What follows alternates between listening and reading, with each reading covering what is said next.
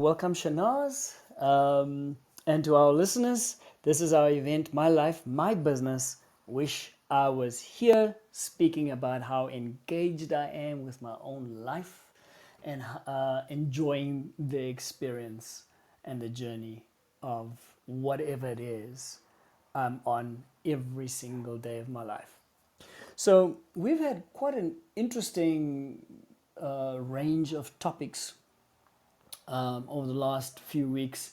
And last week we spoke a little bit about, or Shanaz certainly did, around externalizing conversations and talking about the inner critic and dealing with that inner critic. So you're quite welcome to go listen to the podcast on. We've uploaded it onto the Mufasa Coaching Practice YouTube channel, or you can just listen to this unedited, unabridged playback on this Clubhouse channel. Anyway, so I thought, as the theme continues, is talking a little bit around courage. And as usual, I reference a book called The Courage Habit, written by Kate Swoboda. And this book is how to accept fears, release the past, and live your courageous life. So obviously, I'm just going to cherry pick some things and present it to you today. So she says in a book that living courageously begins with pinpointing the role fear plays in your habits and in your routines. Now, change can occur through a variety of ways. One of them is, you just become so disillusioned, dissatisfied with status quo that you begin to think of alternatives and you develop some alternative view of where it is you want to end up, and you start taking steps because you start planning to achieve it. And then you hit the barrier.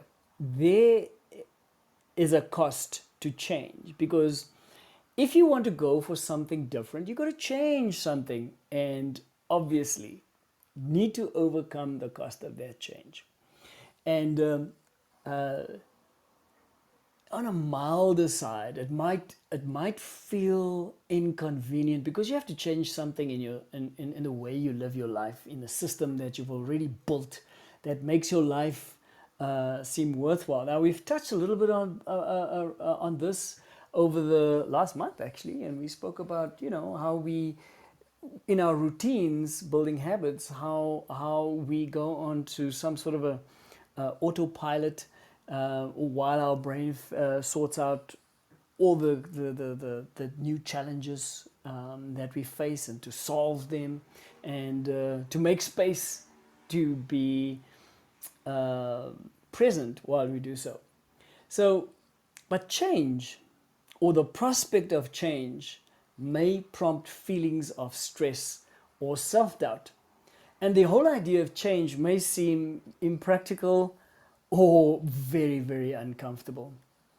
Now, these reactions are quite normal. And what she says, they are rooted in fear. And the whole book is around practicing courage by engaging with your fear rather than avoiding your fear. And so she encourages us through a book to give ourselves the permission to ditch the status quo. If there is something in your life, you might not be dissatisfied about it, but you could just begin to suddenly see a new picture, a new version of some future expectation, right? Some desirable destination. And then that creates the dissatisfaction with your status quo. So have the courage. Then give yourself the permission to ditch what is familiar to you and figure out a better way to live. So, how does one develop this courage habit? And none of these things, I would say, is actually rocket science, because we've spoken about this as long as we've been doing this event on Clubhouse. And but the first one is figure out what you truly want. And you might say, well, that's easier said than done. I don't know what I want, and you might even lament in that way. But okay, let's give you some sort of an approach. And so everybody has an imagination. We spoke about fear. Now, fear is, and I love the acronym of fear, which says false expectations appearing real. So it is some view of the future state that you're worried about. Your anxiety is not about what you currently undergoing. Fear is that expectation of things going very badly for you. So you have an imagination. So if you want to figure out what you truly want, is imagine a state when fear does not hold you back. There is no worry and anxiety about the new thing you're going to do. So imagine that place that all things being equal, you can do anything you want to do without anything holding you back. So when you can imagine that state, think about what a day in your life would look like. How would you feel waking up? How would you feel going to bed that day when you reflect on your day? Describe how your courageous self would approach every area of your life. Then what you do while you imagining these things, pay attention to the things that you feel are the most authentic. I remember while I was still in corporate, a friend of mine called. He was an ex-colleague, and his words to me were, "You won't believe what I'm doing right now." And he started telling me about his life. He was interacting with all kinds of different people. At that stage, it was nationally. He was facilitating training. He was part and parcel of consulting teams and so on. And he asked me if I could do that full time, how would I feel about it? And I was like, wow, that sounds a little intriguing. That I need to find out more, was my first response. And he said, well, and I may have told the story before, but I'm going to tell it again because it's the truth. He says, hey, I'm meeting a guy at the airport, and within a week's time, are you interested in going to meet with him? And I wanted to know why. He explained what he does, and he says, you might be interested. Keep an open mind, and will you come? I said, yes. Met with the guy, and his name was Renier Shonken. He's now dearly departed.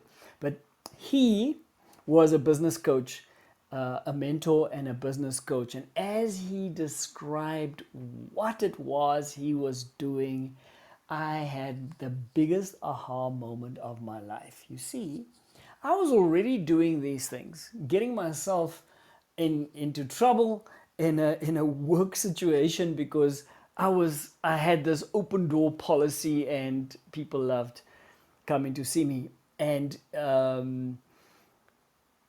in my spare time, spent a lot of moments just encouraging leaders, loving the fact and passionate about it, encouraging them to live their dreams, first and foremost, articulate their dreams, but then to give them the confidence to go live their dreams. I had no idea what I was doing. I just loved doing it. And when I had this meeting, I suddenly realized, that is mentoring and coaching. It's like, wow. And I kid you not, I then knew what I wanted to do for the rest of my life.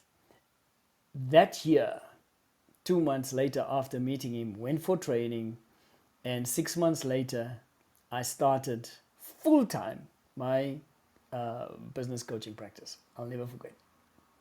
So I knew what was suddenly what my calling was clicked into place, and I paid attention.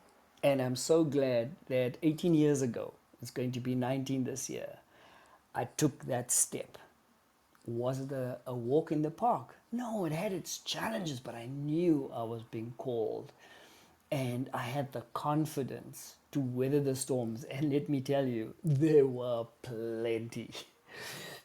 And obviously the giants of fear certainly cropped up. But together with fear comes the giant of unbelief and the giant of doubt. And I had to slay those giants every single time, despite what they were talking about. So we are encouraged by Kate Swoboda to narrow our focus to 3 primary focus goals that cover the area that you want to change. In my case, in my example, it was number 1, I needed to resign, and I had to figure out when I was going to resign, which I did. I had to then focus on setting myself up, gearing myself up as far as an infrastructure was concerned, with the ability to be able to work for myself. So I needed a home office, which I had to obviously put together. And then before all of this, I had to get buy-in. Obviously, I had to sell this to my family and get them to agree. So those were the kinds of things that I needed to do. And once I've made that decision, I implemented the action steps. So that's how I figured out what I truly wanted, was actually listening to myself, listening to that voice, and not to be fearful of it. The second thing she speaks about in her book is to identify the fear routine. And she breaks it down very nicely, where she talks about the fear routine is or manifests in 4 categories. 1, the perfectionist. And the perfectionist exhibits fear in this way, that his routine leaves him chronically dissatisfied, irritated, and overwhelmed. He takes on too much and has trouble relinquishing control. He requires external validation, and when he checks items off a to-do list, he gets a high, but it's just a temporary high. A classic case of moving goalpost. That is your perfectionist who has this sub-routine running in the background within him. And then you have the saboteur. Her fear routine involves taking 2 steps forward and 1 step back. The feeling of being tied down erodes the initial excitement she has about things. So she has a hard time sustaining her efforts and often expects big returns on small investments of energy. Does that sound familiar? Then we talk about the martyr. Interesting. The martyr's fear routine is about being a people pleaser. Service to others is his main life focus. He even tells himself that he doesn't have time to follow his dreams because family or friends need him. Moving on. The pessimist. Her fear routine leads her to believe that nothing works out for her, so she doesn't see the point even in trying. She refuses to ask what she wants because in her mind, opportunities of change just don't exist. And so what you do is with these 4 fear routines, once again, the perfectionist, the saboteur, the martyr, and the pessimist, is identify yours. This is not to judge you at all, and don't you judge yourself. It is just to be able to identify that, locate it if you like. And the reason you want to identify it is that you need to start to interrupt the routine of this pattern. Shana spoke last year about externalizing, having externalized conversation. So externalize the fear. And then also, something that Shana's introduced us to is to use the timeline method to remember when things did work out, as an example. So key being where you at, locate yourself. And sometimes we're not just one of these 4 categories. We could be a blend depending on the circumstances. So moving on then is, what is the next step, right? So now you've kind of identified your fear routine so that you can disrupt your fear routine. Then you could also then identify the physical sensation of fear in your body. Where is it located? Some of us can do this exercise, some of us can't. We struggle with this, but practice makes perfect. So what is it that you do in this case? And so you ask how each of your body parts are. As strange as this sounds, try it. You ask your feet, how are you? Your shins, your knees, and your thighs, and so forth. And you move yourself up, and you are up to your head. How are you feeling? And you got to be completely calm. It's a bit of a mindfulness exercise, this. And as you're breathing in slowly and out, don't rush this. When you ask the feet how are they doing, wait for a response. Notice the sensations as you do this, right?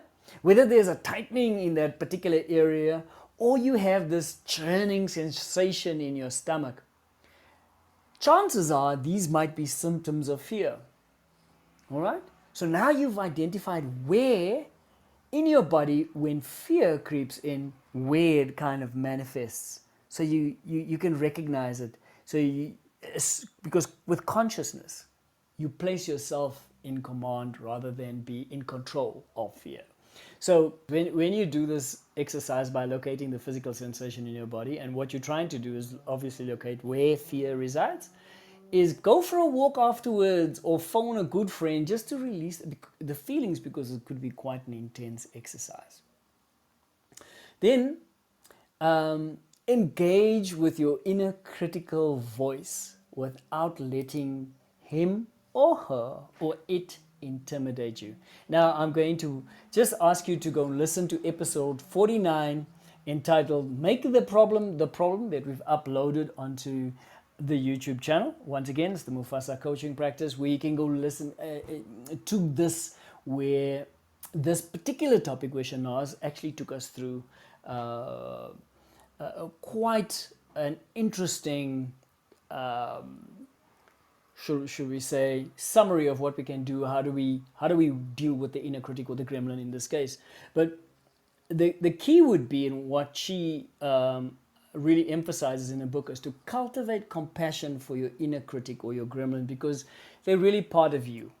Then externalize the conversations once you've realized that. But you liberate yourself from its control by offering love and compassion. This is kind of an interesting way of looking at it. Then you also reframe any limiting stories you might have. And once again, go back to that same episode 49 and go listen to what Shanaz has to say about stories. But in essence, it's reframing limiting stories is about having empathy for your own struggle and pain, keeping your stories from spiraling into a feedback loop with no healing or resolution. Shanaz gives you the practical advice of how to deal with those stories, how to change the narrative. And so just lastly, to live a courageous life, you need to surround yourself with supportive people who also honor the value of courage. It seems to me the recurring theme, no matter what we are talking about. Once again, I can only point to what Shana spoke about in terms of having high quality relationships that offer high quality collaborations, high quality opportunity for, partnership and so forth. But high quality relationships. And the same theme seems to, no matter what we do, we don't do it isolated. We do it connected to people. So even this book speaks about finding your courageous community.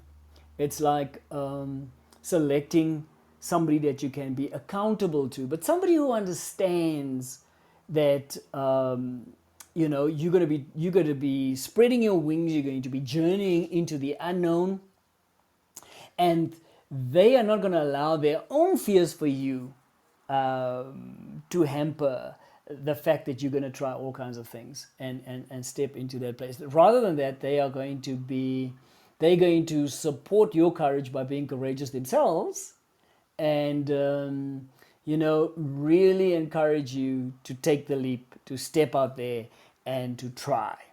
And obviously, when you know you have that kind of support, it just gives you so much confidence.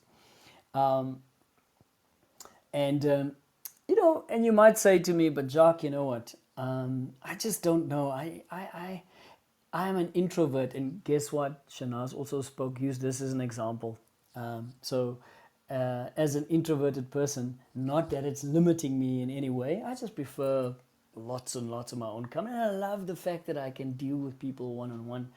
But what happens when you're in a crowd? How do you reach out to somebody? How do you make new friends? And sometimes you sit back and you wait for people to approach you. So this is how you step out of your comfort zone. This is how you change something, is that you don't wait for people to exhibit reaching out behaviors. Initiate them yourself.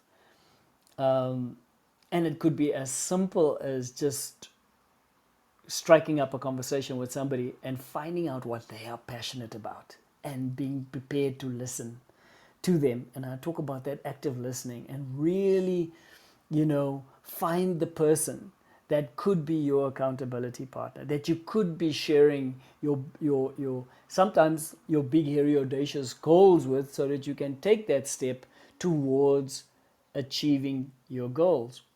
So, in conclusion, accept your fears.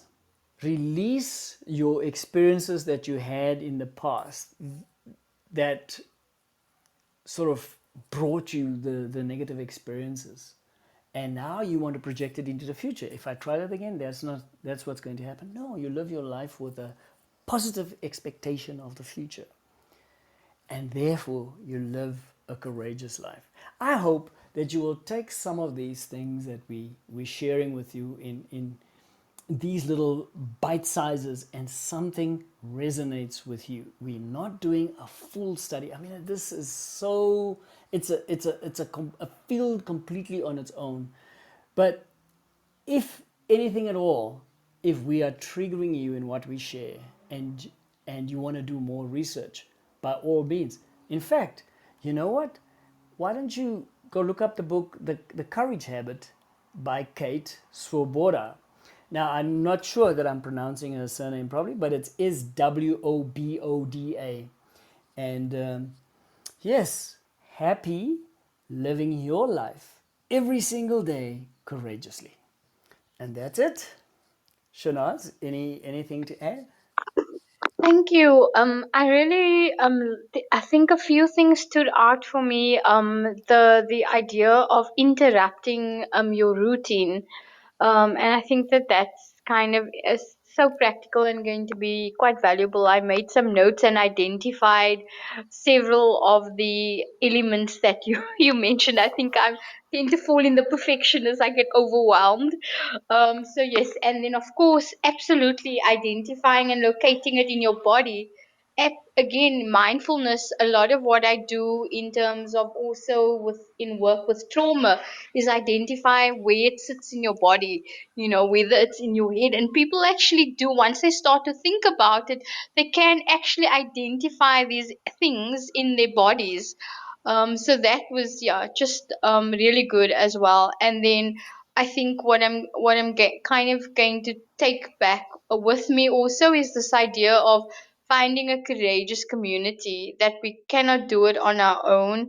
I really like that concept, and I'm definitely going to look into the book as well. But yeah, I think that it's the fears. I think that that's often. I think I mentioned it, that this is the one people come to me. You know, regarding usually the underlying issue is the fear or a habit or something that they need to change in their life. So definitely really good practical tools, really enjoyed it, and will apply some of this with my own clients that I see as well. So thank you very much for that. Yeah, that's awesome. I see Melissa's writing to us here saying, accepting your fears, releasing bad past experiences, and living your life courageously. And she's got this little, I don't know what that emoji means. Must be something good, some brightens up. Maybe just honest. Thank you for that, Melissa. So, you know, here's the thing. If you want to change anything in your life towards, and sometimes it's, we always talk about towards something. But if you know that your purpose resides in doing things differently, is realize when change comes, embrace the change. And I know it brings uncertainty because suddenly you're not as comfortable as what you were.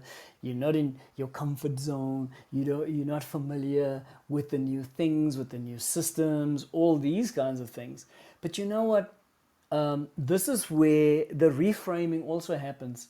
Is nothing better is going to happen unless you change something.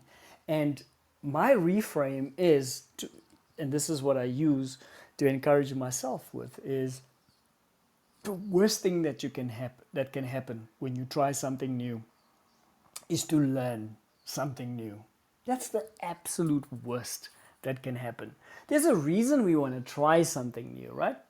But if the worst thing is to learn something, is to get feedback because you change something, is to live that adventure, is just try it more and more, and make sure that you have the right kind of cheerleaders in your life. And yeah, Shanaz, this has been awesome. Thank you. And thank you for always putting things in such context and in such a nutshell. And you're an active listener, I can tell. But yeah, thank you. Thank you, Jacques, for today. Again, as I said, it's so nice to have it at the beginning of the week because then I can go and think about it for the rest of the week and try and apply it. The motivating Mondays. So Yes. try and address some of those things that the little gremlins that I get stuck with. That I need to shift in my head. So thank you very much for that, and thanks, Melissa, for joining us also. Yeah. Thank you, Melissa. And yes, until next week. And I look forward to the surprise package that you're going to be offering us. And by the way, I'll be in your neighborhood next week, Monday, by the way. Just so that you Oh, know. okay. Okay, I'll keep that in mind. Okay. All right, then. Okay, Until great. next week. Okay. Thank you. Until next week. Okay. Bye. Bye. Bye.